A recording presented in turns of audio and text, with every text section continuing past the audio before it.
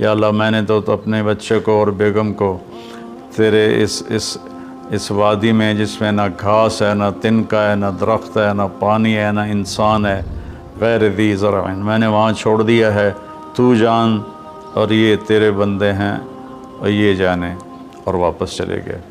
ستارے بھی جھانک جھانک کے دیکھتے ہوں گے کہ یہ بی بی یہاں کیا کر رہی۔ پتھر پہاڑ بھی گمسم تو پہلے ہی ہوتے ہیں، لیکن ان کی بھی دل کلیجے ہل گئے ہوں گے کہ یہ کیا ہو رہا ہے یہاں۔ اللہ کی طرف سے حکم آیا کہ بچے کو میرے نام پہ قربان کر دو۔ وہ چھری ہاتھ میں لی، اس پوزیشن میں آسمان کو دیکھا، یا اللہ کیا تو مجھ سے ناراض ہو گیا ہے کہ میرے دل میں اسماعیل کی محبت بہت جگہ پکڑ گئی ہے؟ نہیں میرے مالک، دیکھ میں آج تیرے نام پہ قربان کر رہا ہوں، یا میرا کوئی امتحان ہے تو مجھے اس میں کامیابی دے۔ تو آسمان کے فرشتے بھی رونے لگے۔ اور یہ اس واقعے میں کوئی بچہ ذبح نہیں ہونا تھا، اور یہ بچے کو جدا کرنا کوئی اللہ کی مجبوری نہیں تھی، ایک انسانیت کو پیغام دینا تھا کہ اللہ جو کہے اس کو پورا کر دو، یہی تمہاری کامیابی۔ اصل مقصد قربانی کا، ہم جانور قربانی کا کرتے ہیں کہ ہم اپنے حرام جذبات پہ چھری چلاتے، یا اللہ تیری مانیں گے، تیرے نبی کی مانیں گے، اور اس کے خلاف جو چیز آئے گی یا اللہ ہم اس سے بچ کے چلیں گے۔ یہ اس قربانی کا فلسفہ ہے۔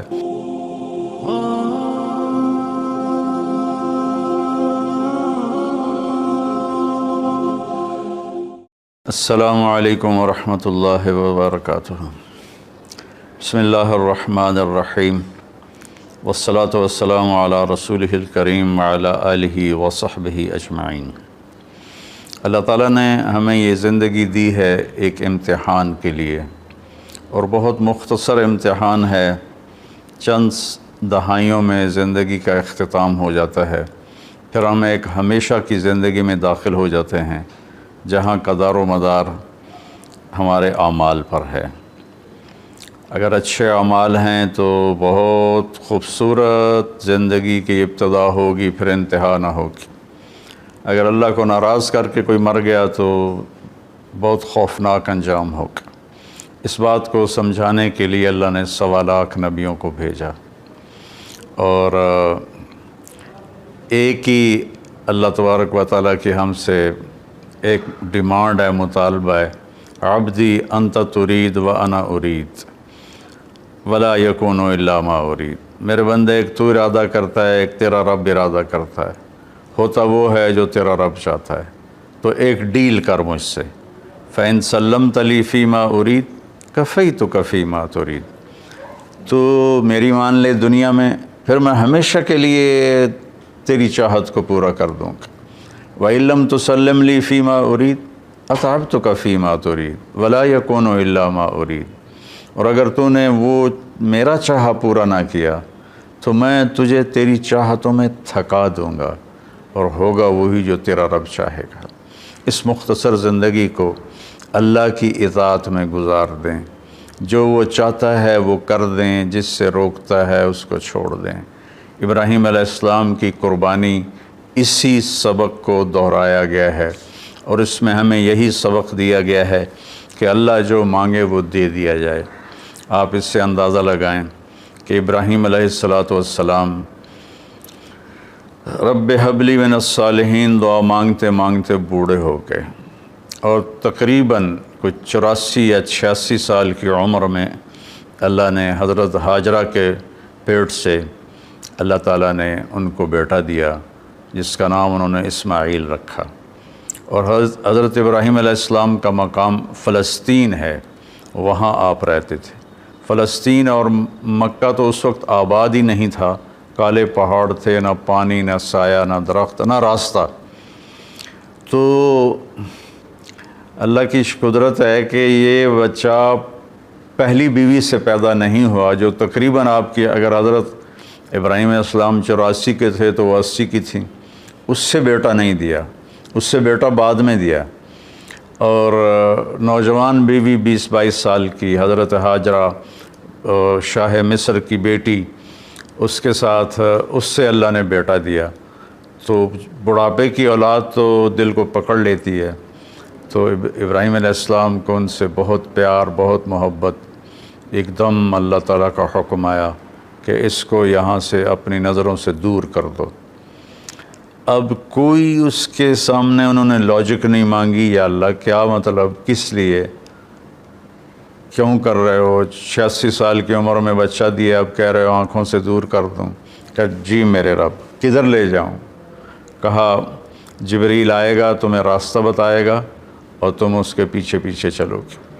تو جبریل انسانی شکل میں ایک اونٹنی پہ سوار، دنیا معجزات کی نہیں ہے ورنہ یوں پکڑ کے وہاں پہنچا دیتے، اونٹنی پہ سوار ابراہیم علیہ السلام اور حضرت سارہ اور اسماعیل یہ دوسری اونٹنی پر سوار، اور یہ کوئی 1500 کلومیٹر کا سفر طے کرتے کرتے کرتے کالے پہاڑ، کالی راتیں اور صحرا اور دشت و بیاباں اور کہاں کہاں سے گزار کر جب مکہ پہنچے، جہاں 4 پہاڑ تھے ایسے، ایک صفا، ایک مروہ، ایک جبل ابی قبیس، ایک کو جبل ہندی کہتے تھے، وہ تو اب مٹا دیا ہے سارا۔ ان 4 پہاڑوں میں ایک نشیب تھا، ایک گہری جگہ تھی۔ تو جب وہاں اترے تو سبحان اللہ، جبریل کہنے لگے یہاں اپنی بیگم اور بچے کو اتار دیں اور واپس چلے جائیں۔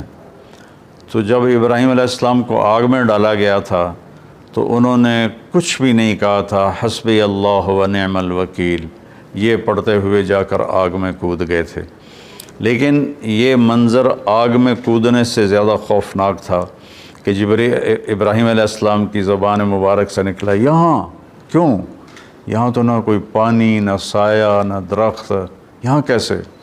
تو جبریل نے عرض کیا کہ آپ کے رب کی منشا ہے کہ یہ اس کو یہیں چھوڑ دیا جائے، اس بچے کی نسل سے آخری نبی پیدا ہوں گے، یہاں یہ اللہ کا گھر بنائیں گے۔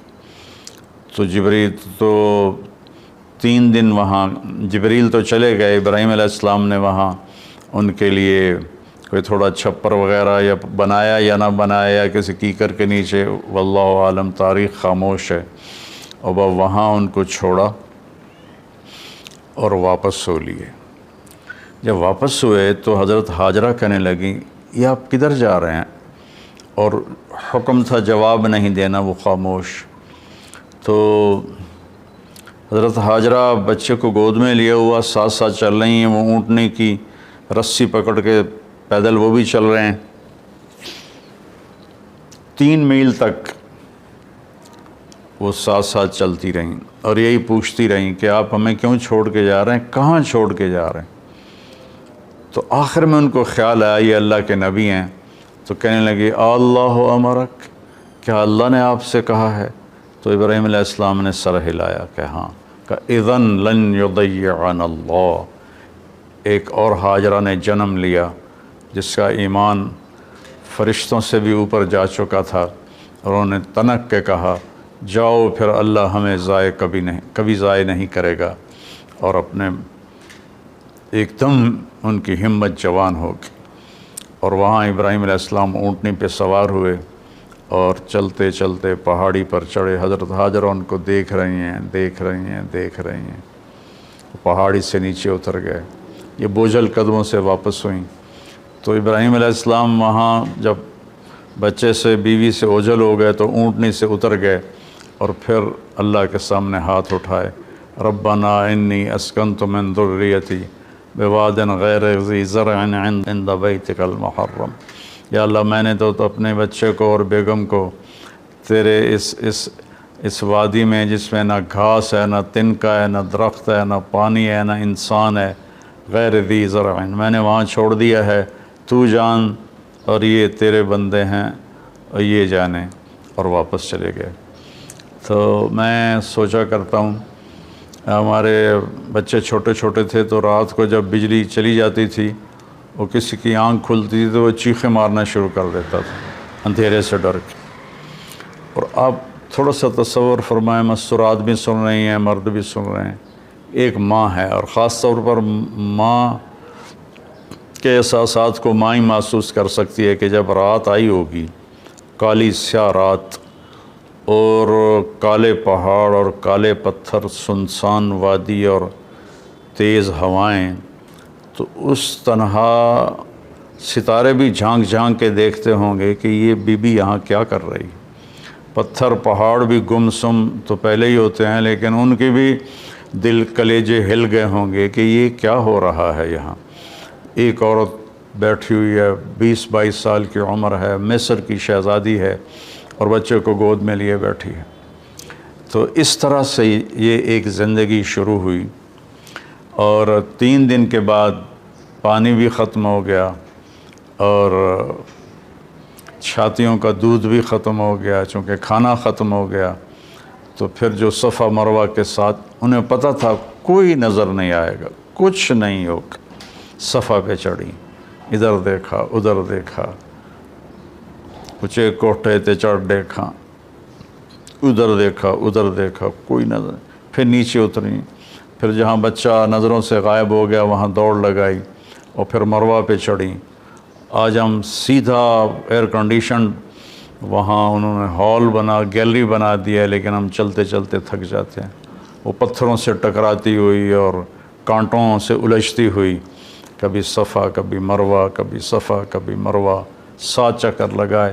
شکر ہے وہ 7 پر ہی تھک کے بیٹھ گئیں. زیادہ لگاتی تو شاید کوئی صفا مروہ کے صحیح کر بھی نہ سکتا. تو پھر وہ گر گئیں اور بے بسی سے اپنے بچوں کی طرف نظریں دوڑائیں کہ وہ نہیں چاہتی تھیں کہ بچہ میری گود میں مرے، کہ میں یہاں مر جاؤں وہ وہاں مر جائے. لیکن وہاں ایک نوجوان کو دیکھا تو پھر ممتا زندہ ہو گئی.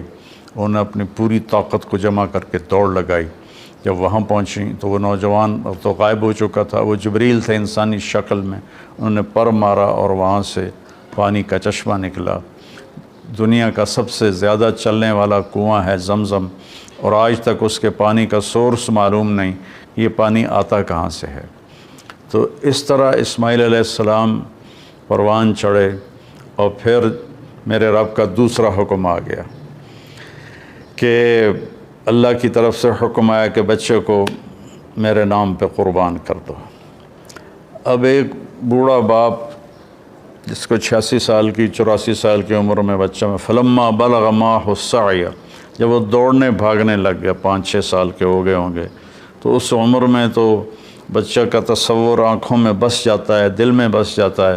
اللہ نے کہا جاؤ ذبح کر دو.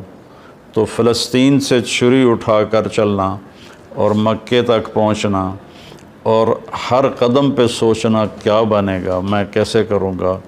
90 سال عمر ہو چکی ہے. 90 سال میں تو اعضاء کمزور ہوتے ہیں، اور مرغی کو ذبح کرنا بھی مشکل نظر آتا ہے، چہ جائے کہ بچے کو ذبح کرنا. تشریف لے گئے، بچے کو تیار کروایا اور مینا کی طرف تشریف لے گئے. وہاں 3 جگہ شیطان آیا، اس کو کنکر مارے. اور جب ایک تنگ سی جگہ تھی وہاں پہنچے تو کہنے لگے بیٹے انی ارا فی المنام انی